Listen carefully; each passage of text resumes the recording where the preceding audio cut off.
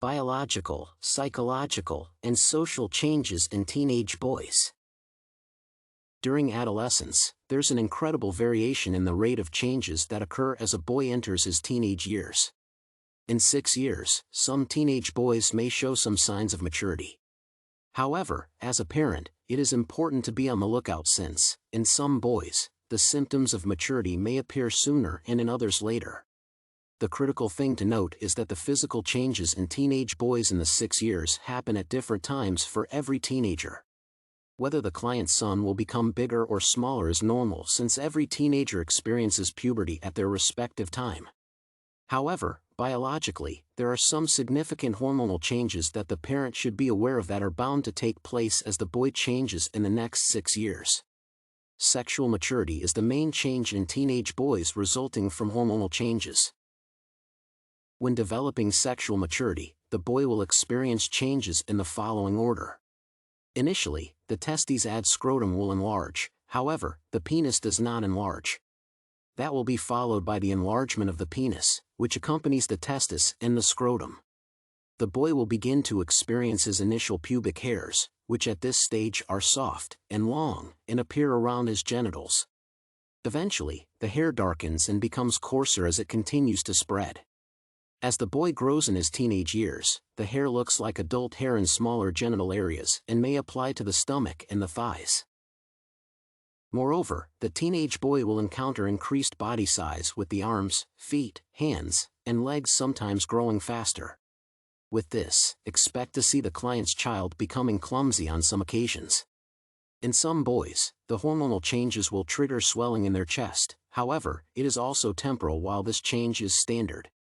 The boy will change his voice, and it will deepen as he grows, which will be accompanied by sweating and oily skin, which are inevitable biological changes in boys. The boy will start to grow facial hair on his legs and under his armpit. Lastly, the boy will begin to produce sperm due to the growth of his male body. The client should understand that the boy will experience changes in his psychological well-being. The cognitive changes with adolescence will make the boy start thinking more abstractly. His attention will shift to his friends. As the boy seeks his independence, there are possibilities the parent and child will engage in conflicts since the former, being the mature party, will try to control some of his relationships based on experience. However, being the experimenting party, he will at times see the client as a barrier to his freedom.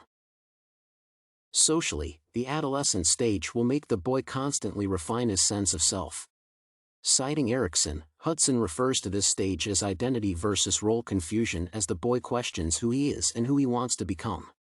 The client's image of the child at this stage is highly critical since it might contribute to who the child will become in the future. The issue of identity is the parent's boy might either draw him closer to the parent or push him farther. The parent is required to look out for the types of friends he interacts with. Demonstration of bad habits by adults or the immediate environment forms the child's methods of deviant behavior. When there is no example to follow for positive behavior, then bad habits occupy a dominant position in daily activities. It is known that the child repeats all the actions reproduced by another person in close proximity. First, he copies these actions unconsciously, and then, if they are completed, he repeats them again and again until the actions become a regular habit. Therefore, the client's role as a parent should be distal supervising and monitoring. It is significant since the behaviors the parent portrays to the son will help determine the person he becomes and the relationship he forges going into the future. The process of personality formation at this age is contradictory since it depends on the social environment in which the teenager is located and its influence on him. In order for the formation of the personality to take place in a positive direction, accessible forms must offer him to understand his feelings and experiences. Offers to teenagers should be given only after a thorough study of their problems. Some of the problems are repeated from generation to generation, while the other part arises in new social conditions, and it is these new ones that need constant monitoring.